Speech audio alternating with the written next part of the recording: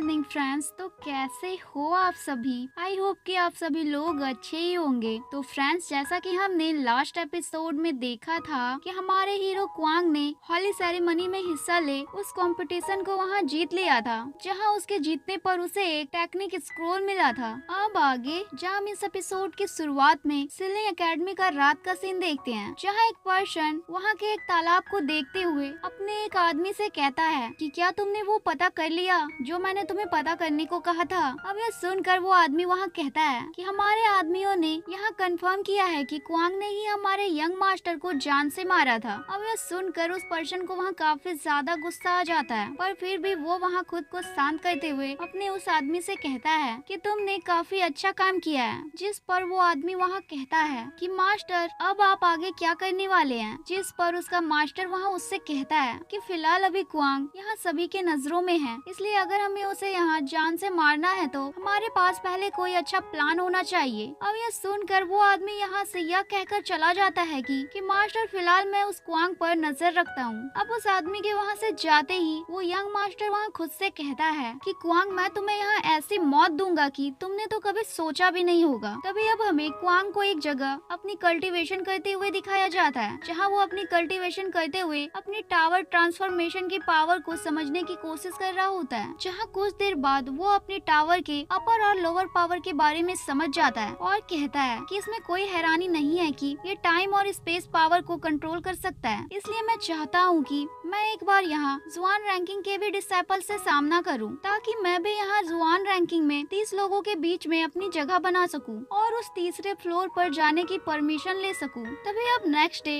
हम ranking battle ground का scene देखते हैं, जहाँ अब क्वांग भी वहाँ आ जाता है। तभी वो वहाँ बैटल ग्राउंड में पहले से ही दो डिसाइपल्स को एक दूसरे से आपस में लड़ते हुए देखता है, जहाँ जैसे ही उनमें से एक डिसाइपल उस दूसरे डिसाइपल को वहाँ हरा देता है, वैसे ही वहाँ के कुछ डिसाइपल्स आपस में कहने लग जाते हैं कि ज़ू मिंग पिछले कुछ महीनों से जुआन रैंकिंग के 46 लेवल पर पहुँचने में सक्सेस हो गया है, इसलिए वो हमारी एकेडमी के किसी जीनियस से कम नहीं है। तभी अब ज़ू मिंग वहाँ के सभी डिसाइपल्स को चैलेंज करते हुए कहता है, क्या कोई और है जो मुझसे यहाँ फाइट करना चाहता है? अब ये सुनकर कोई भी वहाँ उसके सामने नहीं आता, तो ज़ू मिंग वहाँ कहने लग जाता है कि क्या यहाँ के सभी जुआन रैंकिंग के डिसाइपल्स डरपोक हैं? अब ये सुनते ही क्वांग वहाँ उसके सामने फाइट करने को आ जाता है। अब यह देखकर वहाँ के कुछ डिसाइपल्स आपस में बात करते हुए कहने लग जाते हैं कि ये तो चू क्वांग है, जिसके बारे में एल्डर्स कह रहे थे कि वो तो एक जीनियस पर्सन है जो इतने सालों में बस एक बार पैदा होता है। तभी इधर अब ज़ू मिंग वहाँ अपनी कल्टीवेशन को रिलीज करते हुए कहता है कि क्वांग, मैं यहाँ देखना चाहता हूँ आखिर तुम यहाँ कितने ज्यादा पावरफुल पर्सन हो। जिसके बाद वो वहाँ अपनी टावर को बाहर निकाल लेता है, जहाँ वो टावर ट्रांसफॉर्मेशन के लेवल 4 पर था। तभी अब वो वहाँ जैसे ही अपनी स्नो पाम टेक्निक का यूज कर क्वांग के ऊपर अटैक करता है, वैसे ही क्वांग उसके इस अटैक को वहाँ डॉज कर लेता है और कहता है कि ज़ू मिंग, तुम सच में काफी ज्यादा अच्छे हो, पर मेरे पास अभी तुम्हारे साथ खेलने का टाइम नहीं है, इसलिए मैं इस मैच को यहाँ जल्दी ही खत्म कर दूंगा।